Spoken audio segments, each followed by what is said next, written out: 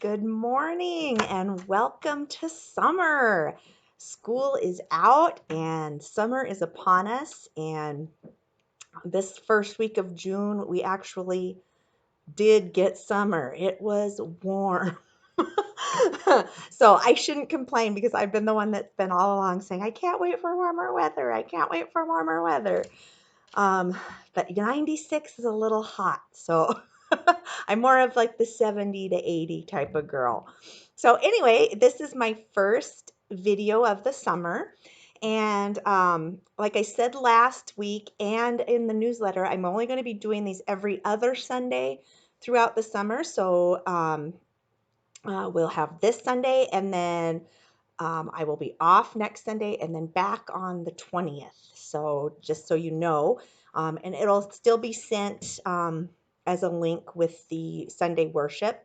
Just on the 13th, you'll just have worship. You won't see children's time with Rochelle. So anyway, let's get started. Our story today, if you're following along in your Spark Bible, is on page 320, 320.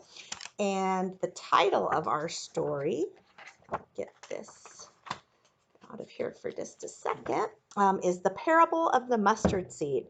So we're going back and we're hitting some of the parables that Jesus told to the disciples and to others as he was teaching. And do you guys remember what a parable was or is? Basically, it's just a story, but it's a story that's used to teach people a lesson. So here is our picture.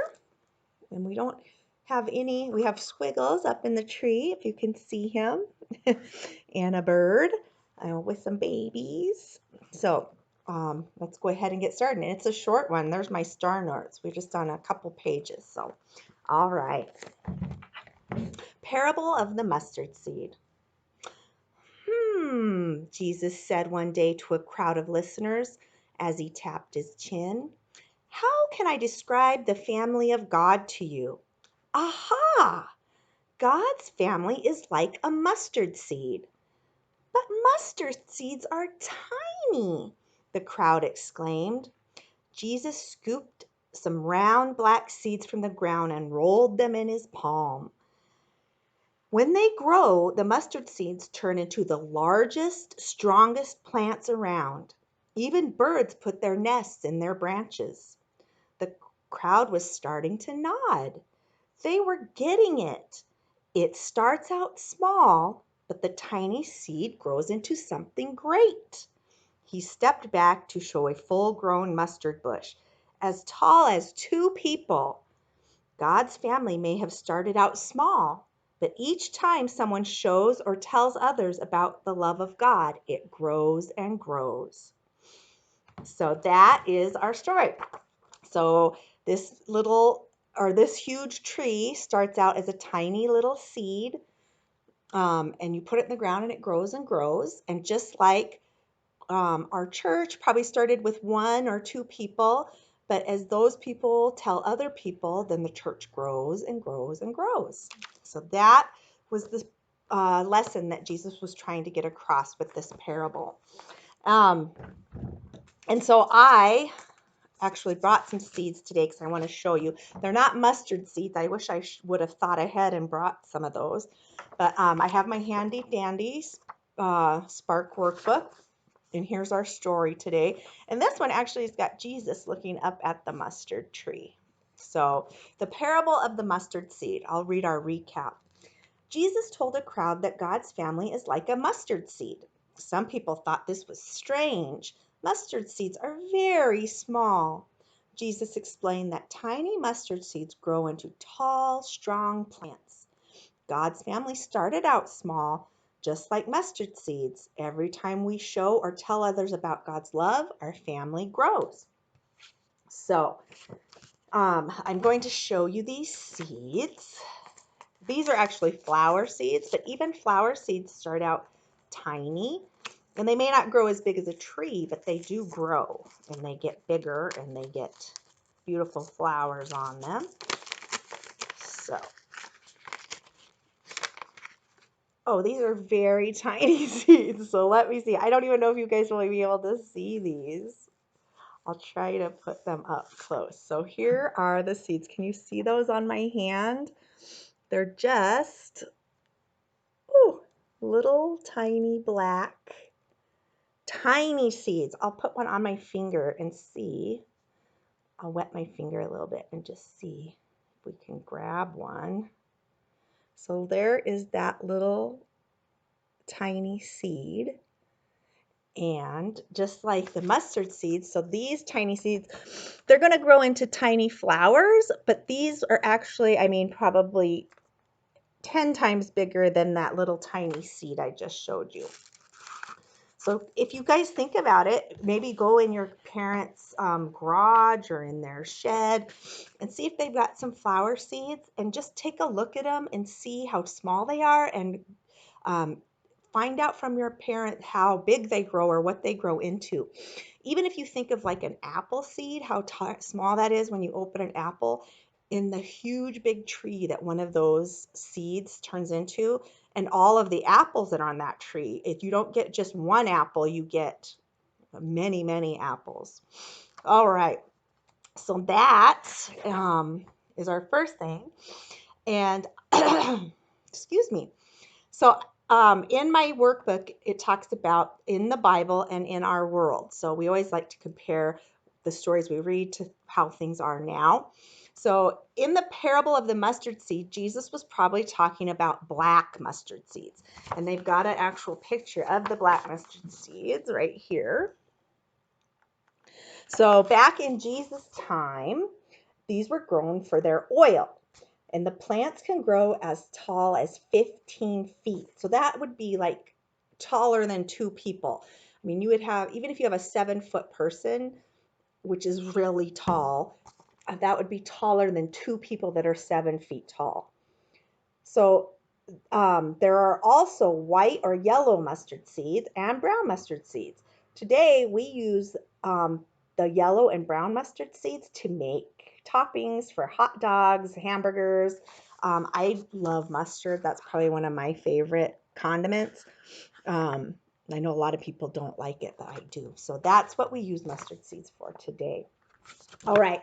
So our activity for today, since we were talking about a tree growing and our Christian or our church family growing like a tree, the activity that I want you guys to do is make a family tree. So I want you to take a piece of paper, and I had kind of a medium-sized piece of poster board. I want you guys to go ahead and draw a tree on the poster board, just like the trunk and the branches, and I'll show you mine in a second. And then I want you either to print photos of each person in your family or draw a picture of each person in your family. And then I want you to glue or tape those pictures onto your tree. And then I want you to write that person's name and their birth date on there. And you can even, you don't have to just do your immediate family. You can do grandmas and grandpas, aunts and uncles. My tree wasn't that big, so I just did my family, and I did my immediate family, and then I did grandmas and grandpas, or my mom and dad and Jason's mom and dad. And then the more pictures you get and the more birthdays you get on your tree will grow as your family tree grows. So I will show you mine. So like I said, I had kind of a bigger piece of poster board. I don't know if you can see that. You can actually see the outline of my tree that I drew behind here. So here is my tree, and there is my family. So my bottom picture here, I didn't have a picture of just me and just Jason, so I put one of me and Jason together. And here's me, and my birthday is on April 21st. And here's Jason, and his birthday is on June 14th. Then over here I have Taylor, and her birthday is July 9th. And here is Riley, and her birthday is February 7th. So then up here, I put our grandmas and grandpas. So I didn't have any just single pictures of them, but I had these nice pictures of when Taylor graduated. So on this side, this is my dad. His name is Frank, and his birthday is on April 30th. And then this is Jason's dad, and his name is Morris, and his birthday is June 23rd. So that is Taylor and Riley's grandpas. And then on this side, this is Taylor and Riley's grandma's, and this is my mom. Her name is Mary Jane, and her birthday is July 21st. And this is Jason's mom, and her name is Ida May, and her birthday is May 2nd. So there is a start of my family tree. And if I wanted to get really creative or add more to it, I could put a picture of my brother and a picture of my sister. I could put a picture of Jason's brother and her brothers, and I could just add to it, but I just didn't have enough room. You could even put some down here. And then if Taylor or Riley ever get married and have kids, then you could actually put them underneath too. But we hope that doesn't happen for a while. So that is your project that I want you to do for today. And like I said, just dry the tree with the branches, and you don't have to use actual pictures, but you can. And if you don't want to show actual pictures and draw pictures of your family, that's perfectly fine too. And all I did was print these off my computer on paper. They're not actual photos, and they actually printed out pretty good. So that is your project for this afternoon. And that's something you guys can keep and look at. Um, and it'd be something kind of fun to get out once in a while and look at. So that is our lesson for today. Now that it's summer, I really want to keep my lessons kind of short because I don't want to take up your Sunday afternoon. I want you to be able to get outside and maybe hit the sprinklers or go swimming or ride your bike. Just have some fun. And I hope you guys have a great summer break. And hopefully at the end of summer, which I shouldn't say hopefully, I'm pretty sure it will happen.